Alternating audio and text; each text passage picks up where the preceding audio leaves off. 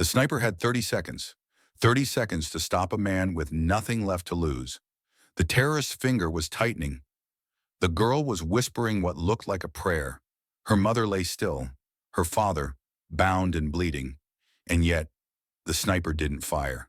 Because the wind was brutal. The shot, impossible. One wrong move, and she'd be gone. And then, the terrorist's head snapped back. No flash, no sound, and no one pulled the trigger. They called it impossible. But someone rewrote the laws of physics. Command had no answers. Forensics found no source. Just one perfect bullet from nowhere. Stay till the end.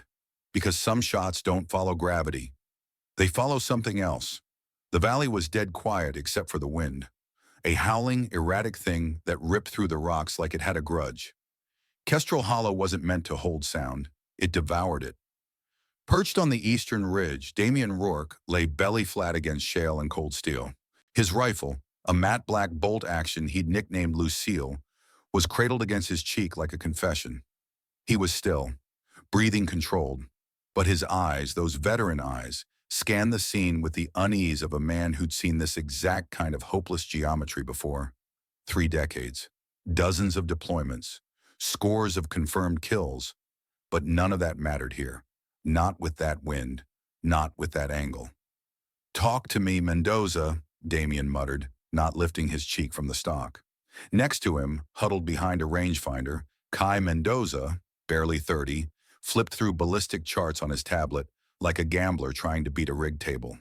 His jaw clenched as he adjusted for wind shear, barometric pressure, humidity, terrain interference, all the variables that meant nothing to politics but everything to physics. Kai was precise, unshakable, analytical to the edge of obsession. And right now, his silence said everything. 17 knots north-northwest, gusting every 4 seconds. Kai finally replied, his voice tight. "Dragunov's behind reinforced concrete. Exposes his upper shoulder maybe once every 30 seconds. Damian sighed. "And the girl?" Kai didn't answer immediately. He just tapped the side of his scope. Down in the hollow framed by fractured concrete and broken rebar, a girl, no older than 9, was pinned beneath the weight of her captor's rage. Mikhail Dragunov, former Spetsnaz turned war criminal, held her close, rifle barrel pressed tight to her temple. She was trembling, barefoot on cold cement, her knees bloodied, eyes glassy with shock. Damian blinked slowly. "Still no eyes on the father?" Kai nodded. "Bound, bleeding, slumped 6 feet west of her. Minimal movement. We'll lose him to shock soon." Damian didn't speak for a moment. His breathing slowed even more. That stillness, it wasn't just muscle memory. It was a kind of ritual. He didn't aim at people. He waited for them. But this one wasn't waiting. This one was counting down. "Dragunov's broadcasting live now," Kai added grimly. "He's shouting about betrayal, justice, retribution. Same playlist. Intel confirms he's wired himself for detonation. Suicide broadcast. Wants a legacy." Damian lowered the rifle half an inch. "And command still wants him alive?" Kai scoffed. "They want to try one more negotiation pass. They say give it 5 more minutes." 5 minutes, Damian echoed, glancing at the sky. "With this wind?" Kai didn't answer. The location was a sniper's nightmare. Kestrel Hollow had always been unpredictable, a natural wind tunnel carved between limestone ridges. Every few seconds, the breeze shifted direction. First from the south, then the northwest, then back again with no pattern. Shooting across it would be like threading a needle between 2 hurricane fans. While blindfolded, and Dragunov knew it, he hadn't just picked the site by chance. This was a trap, not for hostages, not even for optics. This was a battlefield designed to humiliate modern response units, designed to fail. Damian adjusted his scope slightly and exhaled. "Even if I pull a miracle shot, it passes within 6 inches of her skull." "Correction, 5.3 inches, Kai replied flatly. Damian turned to him. "That was sarcasm, Kai." Kai blinked. "So was mine." They fell quiet again. In the valley, Dragunov lifted the girl by her arm. She whimpered but didn't cry. Her eyes searched the horizon, Like maybe, just maybe, she believed someone was out there watching, protecting. Damian's finger hovered near the trigger. We've got less than 90 seconds. Kai nodded. Barometric pressure's dropping, storm cells pushing in. Wind is only going to worsen. Command's wasting time, Damian growled. He tapped his comm. Control, this is Overwatch 1. You're gambling with a child's life for a PR save. I advise full stand down now. Static. Then a voice crackled and strained. Overwatch 1, hold position. Negotiator reports progress. 1 more minute. Damian closed his eyes, jaw tightening. He'd followed impossible orders before. Watched good people die because command was staring at spreadsheets instead of the dirt. But never like this. Not a kid. Not when he knew the outcome. Shot probability? He asked quietly. Kai looked at his screen. Based on wind speed, timing, body angle, and hostage proximity, he hesitated. Kai, the young analyst exhaled. 0.6%. Margin of error. Lethal to the hostage. Damian said nothing, just stared through the scope again. Wind howled. Dragunov's face was red now, shouting louder, sweating, veins bulging. He screamed something in Russian and jabbed the rifle harder into the girl's jaw. Damian's hand didn't tremble. Not once. But he didn't press the trigger either, because this wasn't war. This was physics. And physics, for all its cruelty, didn't lie. He looked at Kai. Tell them, he said. Kai nodded, flipped open comms. Overwatch to command. No clear shot. I repeat, no viable shot without risking hostage. A long pause. Then command again. Copy that, Overwatch. Stand by. Alternate assets en route. Damian blinked. Alternate assets? There were no other snipers, no drones, no line of sight. And yet, somewhere in his gut, something twisted. The valley was unworkable. The shot was unthinkable. But the moment would not wait. As Dragunov's finger curled tighter on the trigger, something none of them predicted was about to rewrite every rule Damian Rourke ever trusted. Damian didn't move. Through the scope, he tracked the tremble in the terrorist's jaw, the subtle recoil in his shoulder, the growing mania in his eyes. Dragunov was winding up for the final act. That twitchy, terrifying energy of someone who had already made peace with dying. The kind that always ended in tragedy. Kai, Damian said tightly, we're out of time. Kai's voice was low. He's about to... Then it happened. No flash, no thunder, no shockwave, just impact. Damian blinked, not entirely sure what he had just seen. Dragunov's head snapped back sharply, like an invisible hand had cracked him in the temple. The rifle dropped from his hands. His knees buckled, and then the rest of him followed, collapsing backward in a heap of dust and silence, as though the valley itself had stolen his last breath. Dead, clean, instant, impossible. What the... Kai breathed, pulling away from his scope. Was that you? Damian hadn't moved. His finger hadn't touched the trigger. No, he whispered. In the distance, the girl stood frozen for a second, wide-eyed and trembling. Then she bolted, barefoot across gravel, toward her father. Her scream echoed across Kestrel Hollow, raw and full of life. It was the sound of survival, the kind of sound you never forget. Damian slowly lowered his rifle. The silence in his headset was deafening. Until... Overwatch 1, confirm. Target eliminated? Kai's voice cracked. Confirmed, but... Confirmed shooter. Damian tapped his earpiece. We did not take the shot. I repeat, Overwatch did not fire. The command channel erupted into overlapping static and scrambled voices. Say again? Check all teams. Where the hell did that shot come from? Run thermal. We need eyes on. But there was nothing. Kai's hands moved in a blur as he scanned the sector with every lens, every feed, every filter. No muzzle flash, no heat signature, no IR bloom, no dust plume, nothing. Damian raised his rifle again, sweeping across the horizon. Empty ridgelines, no movement, no shimmer of glass, no telltale glint from a scope, just stillness. Kai, he said, voice tight, Get me elevation profiles. All known firing angles within 3 kilometers. Already working on it. Below, medical teams rushed in. The girl was wrapped in a silver blanket. Her father, barely conscious, reached for her with blood-caked fingers. EMTs pulled them both behind cover, checking for wounds. Alive. Both of them. But Dragunov, gone. One clean shot. No exit wound. No trauma spill.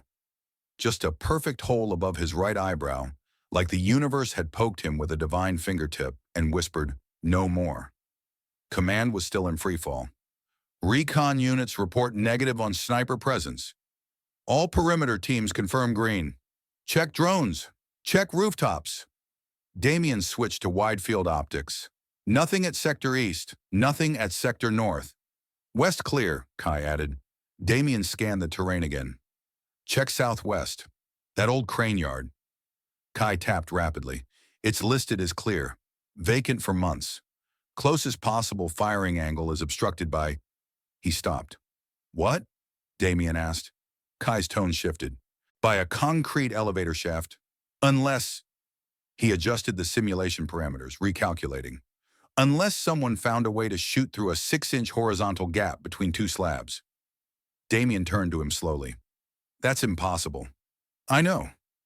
They both looked back at Dragunov's body, now surrounded by operatives in hazmat suits and FBI liaisons. Nobody could explain it. Then something odd. Kai's tablet lit up with a ballistic simulation. He reran the shot angle again, this time reversing the timeline. If the round entered from the northeast... There's no line of fire from that side, Damian interrupted.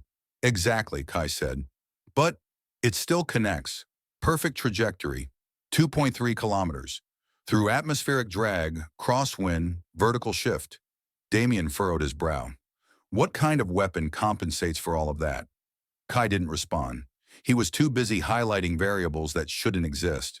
No visible firing source, no sound delay, no sonic crack. And the strangest part?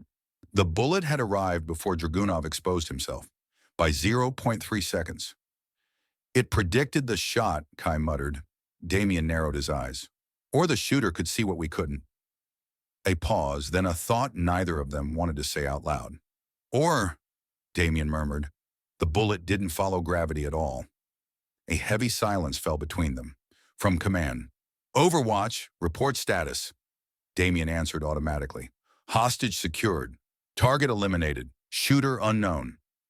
Command's reply was immediate and nervous. Unknown? Can you clarify? Damian looked through his scope one last time. The valley remained still, but something deep inside his bones, something instinctual, said they weren't alone. I'll clarify, he said slowly. We're not alone on this op, and whoever took that shot, they're not on our roster. Behind them, in the far haze of the industrial skyline, a rooftop stood vacant, or so it seemed. A faint shimmer lingered along the railing, like heat mirage or bent light. It flickered once, then vanished, just like the shooter, just like the question. The shot wasn't luck. It wasn't skill. It was something else entirely. And Damian Rourke had just become a witness to something the world wasn't ready to believe. The makeshift mobile lab buzzed with artificial light, cables coiling like snakes around forensic crates and portable workstations. Inside, the air was heavy with antiseptic intention. At the center of it all, Dr. Evelyn Shaw held the recovered bullet delicately with tweezers, her gloved fingers still steady despite the chaos outside. She was not a woman easily rattled. 20 years in federal ballistics had given her a clinical detachment even in the most brutal cases. But this round had her staring like it had whispered a secret no science should keep. It's perfect, she said quietly. Beside her, a screen showed a 3D rendering of the shot path, a glowing arc of digital white tracing from the suspected rooftop to Dragunov's skull. But the math didn't work. It bent through solid barriers, sliced through shifting wind currents, and defied the Earth's own rotation like none of it mattered. Undeformed copper jacket, zero fragmentation, no rifling irregularities. Velocity suggests it retained full muzzle speed over 2.3 kilometers. A pause. Evelyn looked up. That's impossible. Then we agree, said a calm voice from the corner. Dr. Marcus Quan entered with a quiet intensity, his coat still dusted with frost from the ridge, eyes sharp behind rectangular glasses. The Bureau's theoretical physicist, Quan, wasn't the type to show up unless reality had already surrendered. He approached the digital projection, hands clasped. The bullet passed through a 4-inch gap between two offset concrete slabs, mid-flight, mid-crosswind. Damian Rourke leaned against the far wall, arms crossed, watching both scientists with a soldier's trained detachment. But even he couldn't hide the flicker of unease in his eyes. Quan continued, "Here's the problem.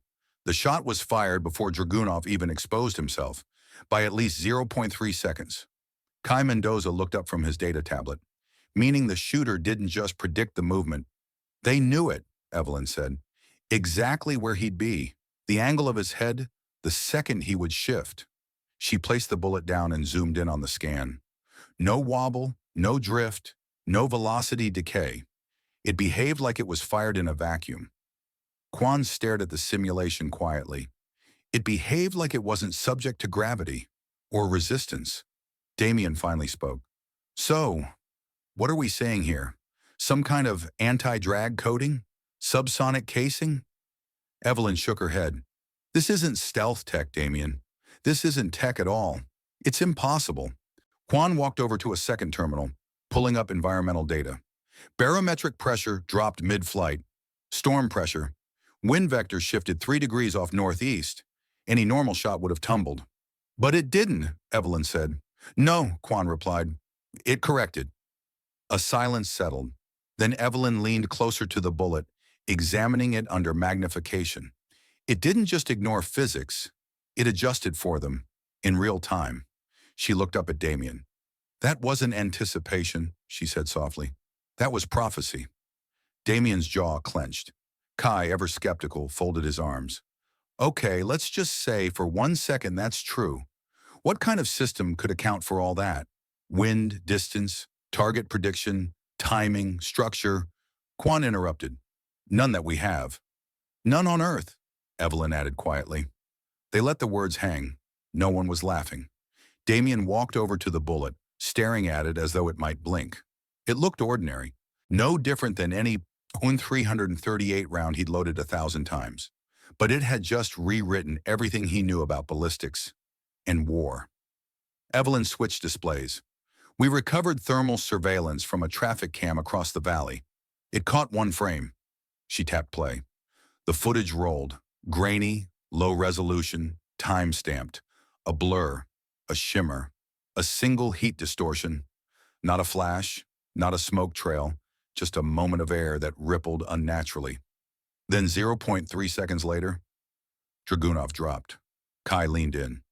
"Could have been heat from a suppressor." Quan shook his head. "It came from the air, not the rifle. Like a lens-bending light, or a ripple in space."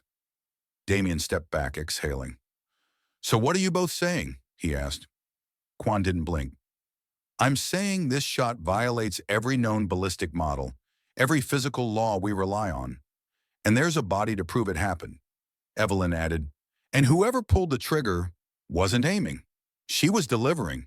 Something had entered the battlefield that didn't play by our rules, and it had fired a bullet that didn't care about gravity, because it followed something else."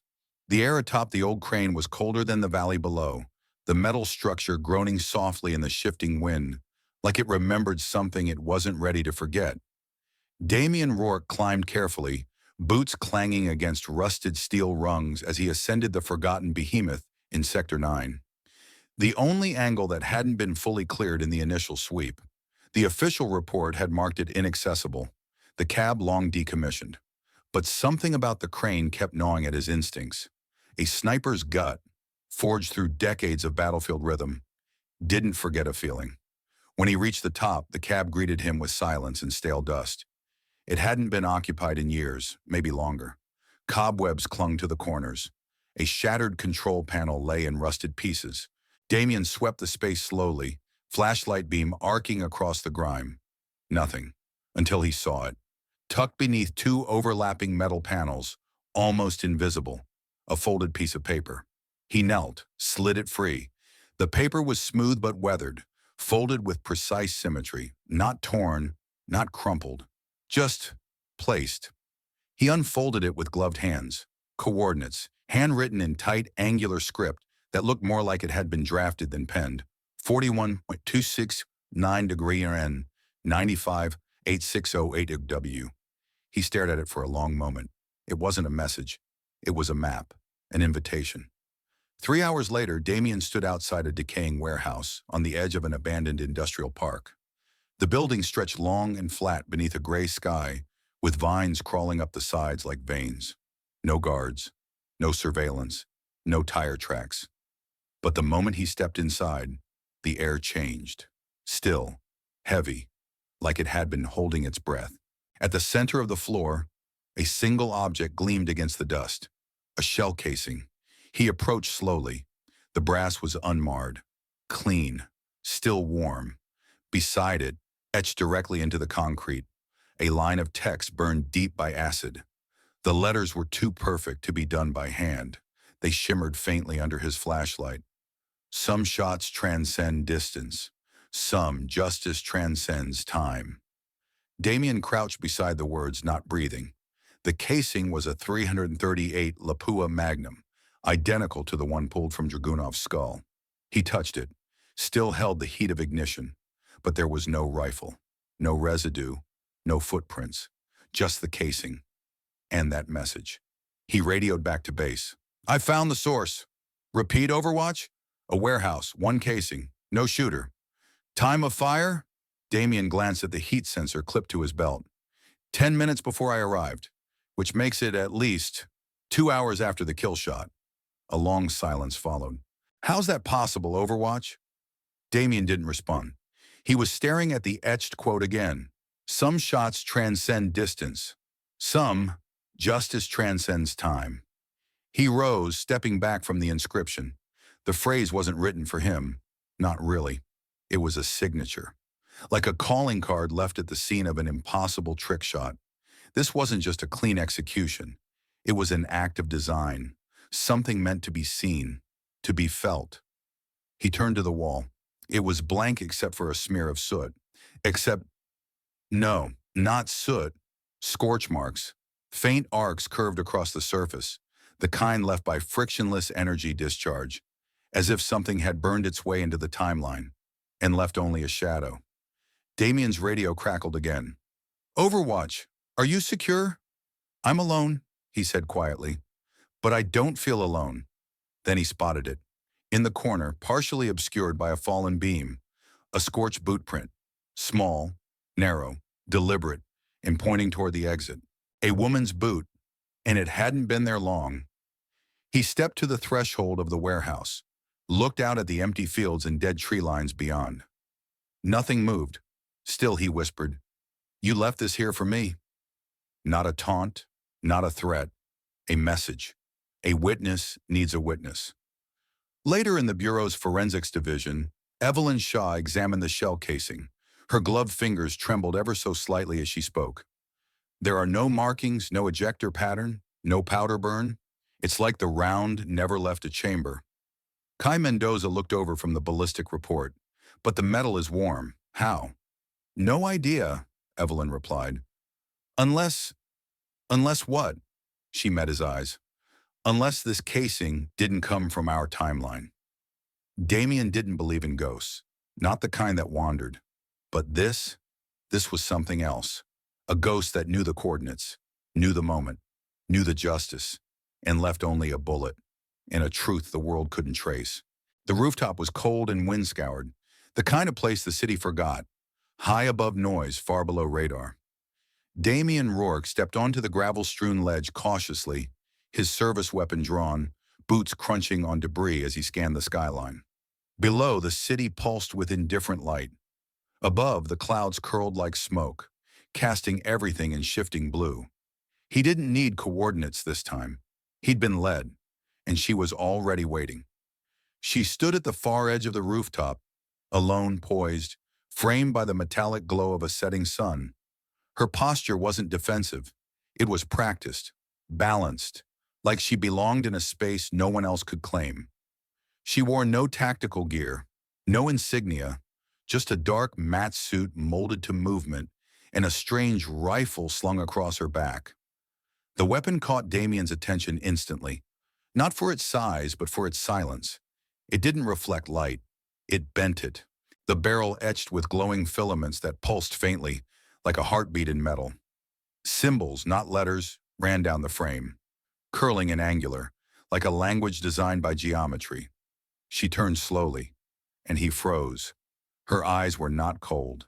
They were not cruel, but they held time, like she had seen centuries pass from the inside, ageless, precise, and heavy with knowing.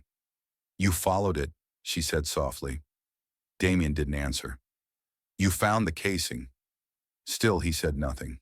Her lips tilted into the faintest trace of a smile, not mocking, not kind, merely factual, like acknowledging gravity. "What are you?" Damian asked at last. She stepped forward once, boots silent against steel. "Not important. Why did you fire?" She glanced over the edge, watching the streets below. Because she needed to live, and he was already dead inside. "That's not an answer." She turned back to him. "No," she said, "but it's the truth." He looked at the rifle again. "That weapon doesn't exist." "Correct. You're not on our satellites." "Correct. Our sensors didn't detect you leaving the warehouse. They weren't built to." He stepped closer. "You shouldn't be real." "I agree." They stood in silence for a beat. Then she said, "Your kind won't build this tech for another 100 years. Maybe more. That depends on how much war you insist on surviving." He narrowed his eyes. "So this is military future tech?" "No," she said. "This is what happens when you stop asking what a weapon can do and start asking what it shouldn't." Damian's voice dropped. "So why now? Why her? Why this moment?" She finally walked past him, slowly, as if granting the rooftop permission to exhale. "I didn't save her because I had to," she said. "I did it because some truths need to be witnessed." He turned, watching her pause near the rooftop hatch. "You left that message for me." She nodded. "You wanted me to see it?" "Yes." "Why?" She stopped, tilted her head slightly. "Because if no one sees the impossible," she said, "they'll keep calling it fiction." He stared at her. "And you?" he asked. "Are you real?" Her expression didn't change, but her presence dimmed, like light pulling away from itself. "No camera will capture me," she said. "No sensor will log my exit. And by tomorrow, your report will be redacted, buried, and forgotten. Then what's the point of any of this?" She stepped into the doorway and paused. Looking back, she said, "Because someone needed to remember that justice doesn't always wait for permission. Sometimes it arrives ahead of schedule." And just like that, she vanished. No doors opened. No heat signatures flared. 1 second she was there. The next, only the wind remained. Later, Damian stood alone on that rooftop, hands still in his coat pockets, eyes staring across the city's grid of rooftops and alleys and fading daylight. No proof, no trace, no enemy. And no reason any of it should have worked. But deep in his pocket, his fingers curled around a cold, unmarked casing. Proof, perhaps, but not for the world. Just for him. Not every war is fought in the open, and not every bullet obeys the laws we thought were fixed.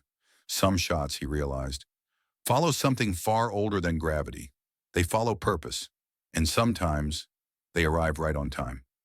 Damian Rourke sat in a dim-lit office, the hum of the ventilation louder than the voices behind glass. He typed slowly, deliberately, stripping the report of anything they wouldn't believe. Time of death, 1647. Distance, estimated 2,047 meters. Shooter, unknown. Method, classified as high-caliber precision shot. Status, closed, pending further intelligence. There was no mention of the woman on the rooftop. No account of a rifle that bent light. No acknowledgement of a casing that stayed warm for hours. The bullet was cataloged, tagged, sealed, and filed away in a database that pretended anomalies were just unresolved patterns. The case joined hundreds of others, destined to be forgotten. But Damian remembered. He remembered the way the wind died when she appeared, the symbols on her rifle humming like it was alive, The way she never blinked when she said, "I didn't save her because I had to." Most of all, he remembered the silence. Not absence of sound, but the kind of silence that rewrites you. When he left the building that night, he didn't look up. He didn't need to.